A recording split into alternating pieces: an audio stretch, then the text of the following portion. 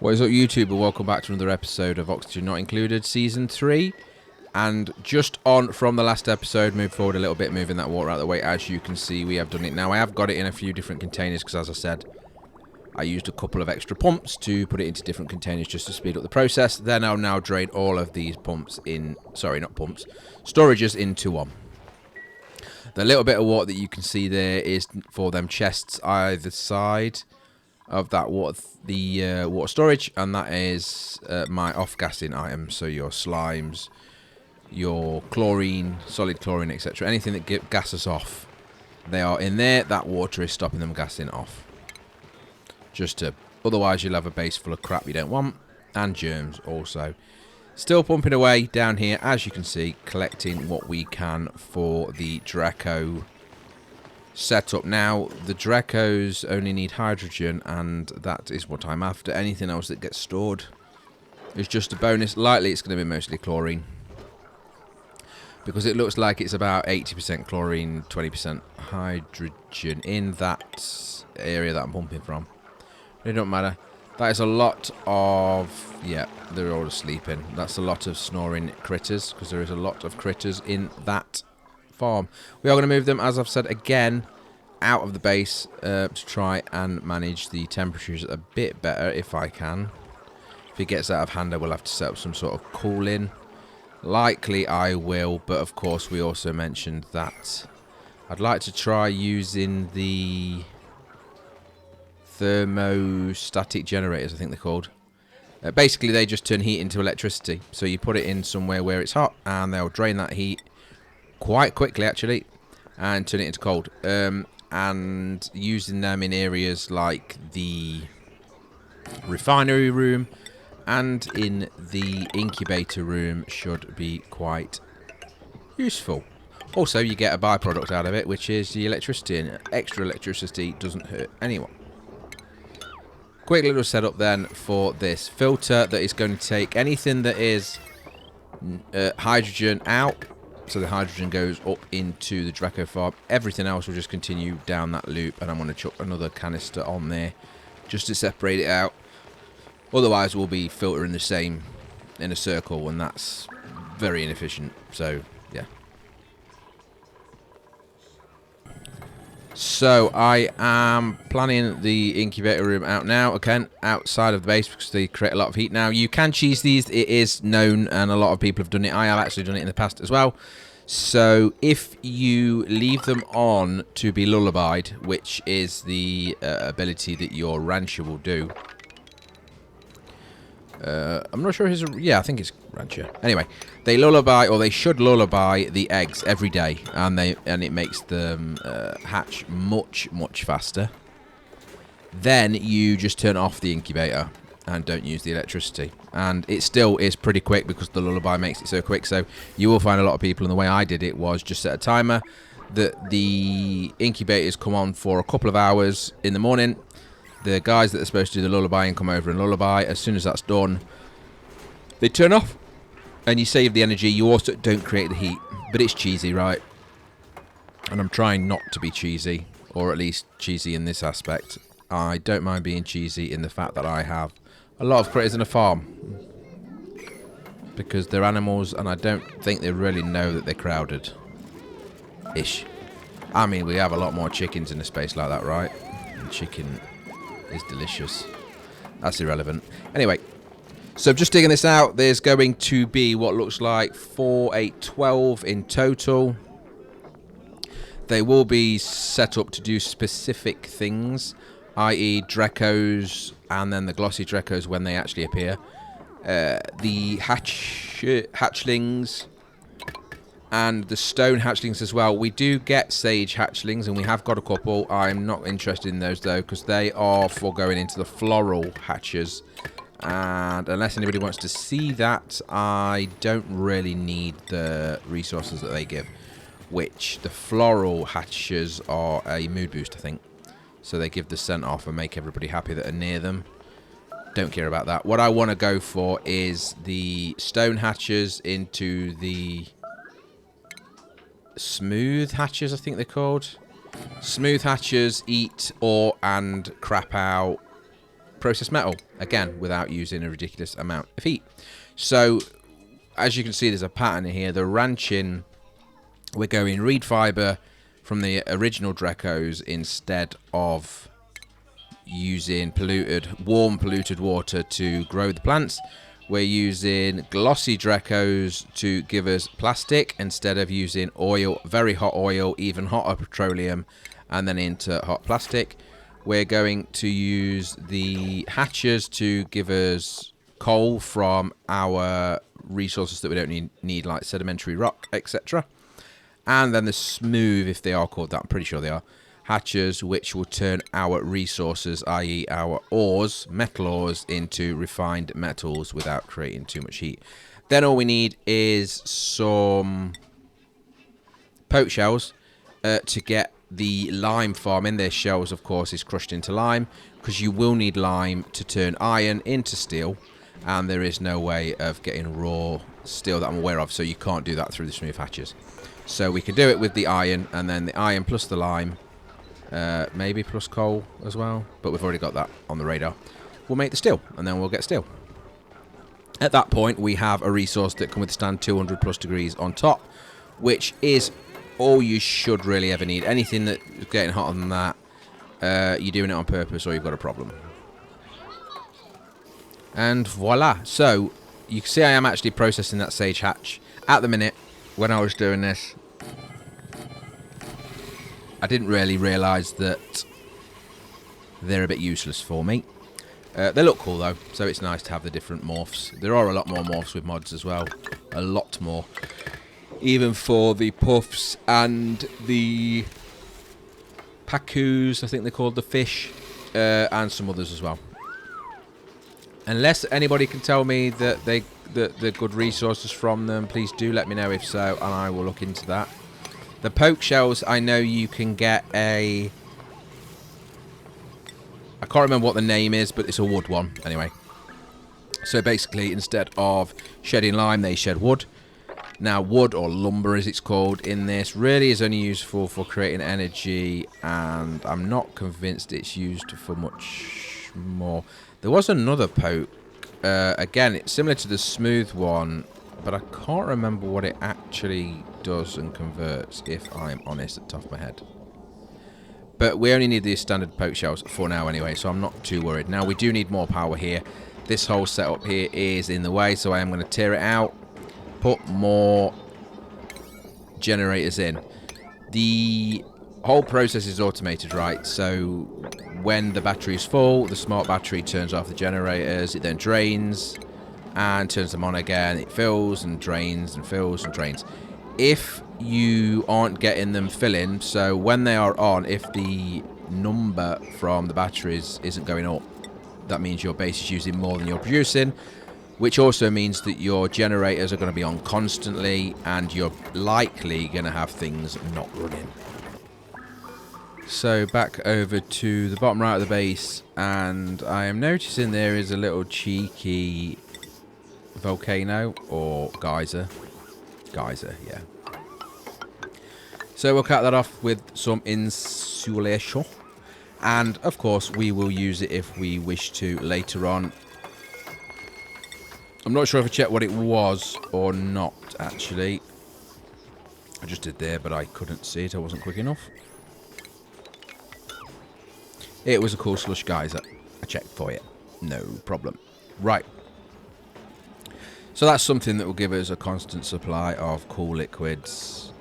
Almost ice. I think the cool slush is usually brine, but I could be wrong. Going to dig this area out here as well. I've not really established what I'm going to do or how I'm going to do it.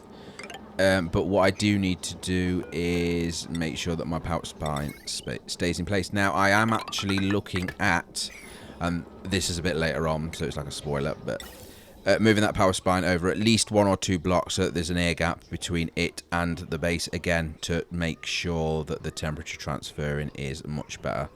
Now, they shouldn't be linked like that. That makes no sense. It will constantly just go round and round and round. We want to separate that. So after the hydrogen is taken out, we, of course, can store the rest. We will separate them Unfortunately, I'm not aware of another storage facility to use this. We could store it in a room, so you could physically see it. That could be another way of doing it. But I don't... Actually, yeah, it wouldn't matter about the amount, because if you use a high pressure vent, as long as we've got plastic, which we do have a little bit. No, we don't. No, I'm thinking ahead. No, we don't yet, but we will do quite soon, because obviously the Drekos will turn into glossy Drekos, and then the plastic will make its way over to us.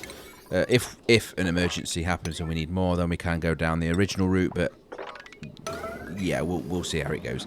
Now, what I did mention, I can't remember if it was this or the last episode, but the asteroid is definitely on the wonk. What I'm finding is, in the future, where you go to the left or the right... No, the left. Yes. The left on the screen.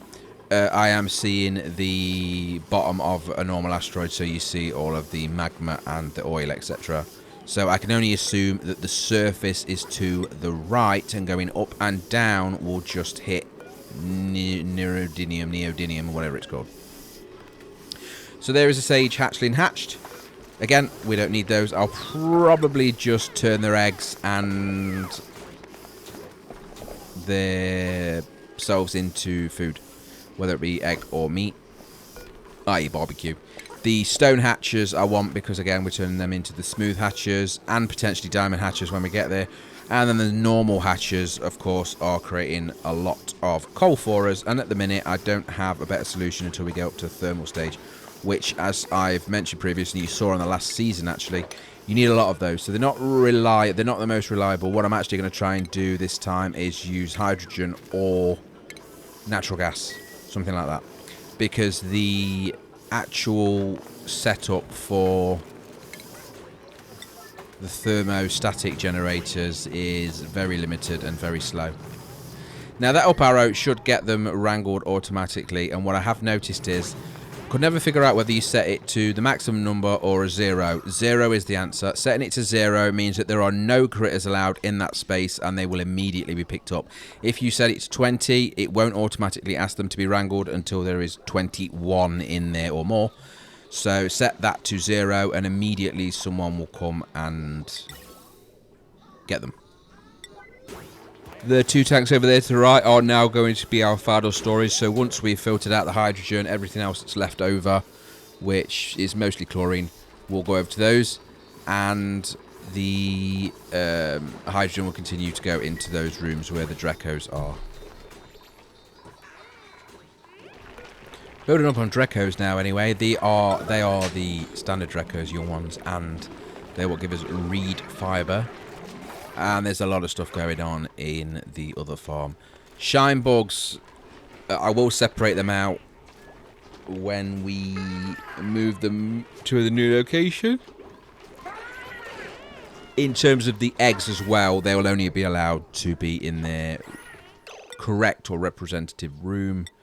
Any other eggs, I will just crack or smash, whatever you want to call it. It's crack, right? Yeah, 'cause it's the egg cracker. And use them as food. So we want shine bugs because we want the sun nymph eggs to use for the end game medicines. We want hatchers standard for turning useless resources into coal, and the stone hatchers to turn into smooth hatchers. You can't go directly to smooth, you have to go through stone. Obviously Drekos is self-explanatory, and that is it. The only other ones are pokes. Now, on the right-hand side of the map, you did just see where I was zoomed out there. There are a couple of poke shells on this map. I don't know if there's any more, but they are the first two I'm going to obviously get. Hopefully they can breed. They are technically crabs, right? So you can put them in water, and they will survive in water and turn into a specific type. But for now, I just want the lime, so I will go with the poke shells.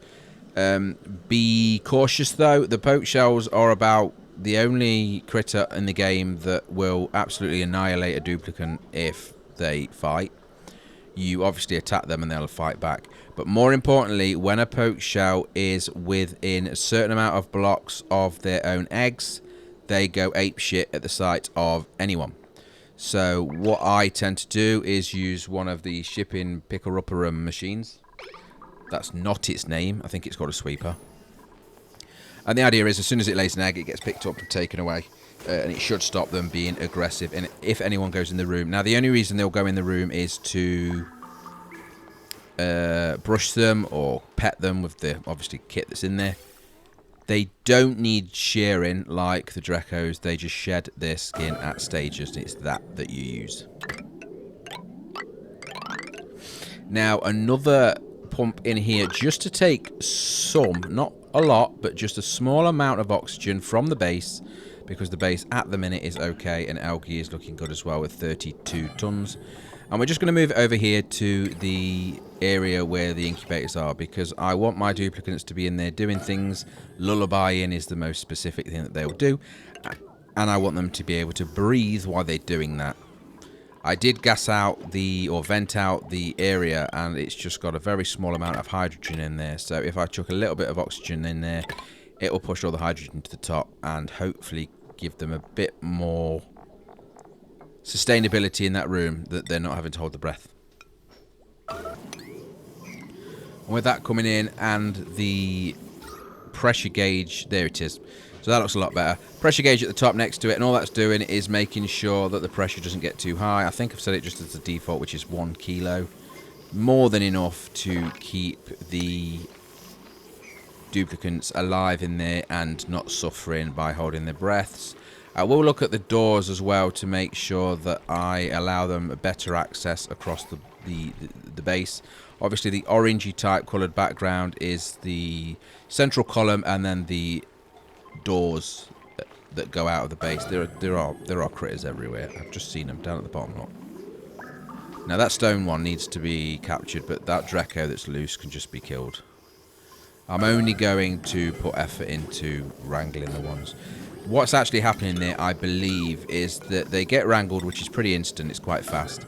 They then have to pick up the critter and put them in the bag that you see them carrying over their shoulder, and then they have to walk it to where it needs to go. Now, at any point, if they, bearing in mind they're going to be holding the breath because they're having to walk through a non-breathable area, if they run out of oxygen and they have to sprint to find more, they will drop the bag, and that's why they end up all over the place. So it does make sense to make the areas where they have to hold the breath very short, or just make it so they don't have to hold the breath.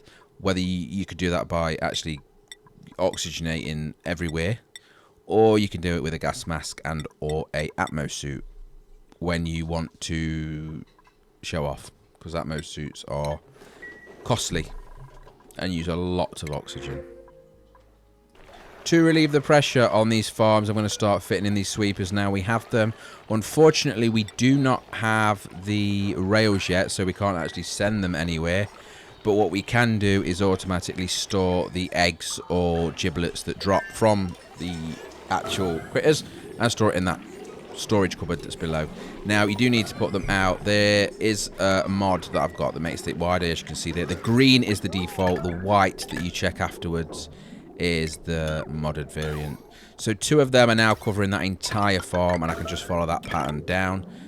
They will put into an inventory, or if you get a rail loader, they'll put into that as well. I think for now this will work. It will just stop all the eggs from being put all over the floor and give us an idea of what we actually have. Also, any of the coal and stuff that drop from the critters will be picked up too. And again, with the Dracos, anything that's shared off them, reed fibre, etc., will also be picked up. But I do need to get those built down. Now, they are quite expensive in power, so make sure you have a decent setup. Of course, if you've already done the incubator room like I have, then you should be, because the incubator room is very expensive on power.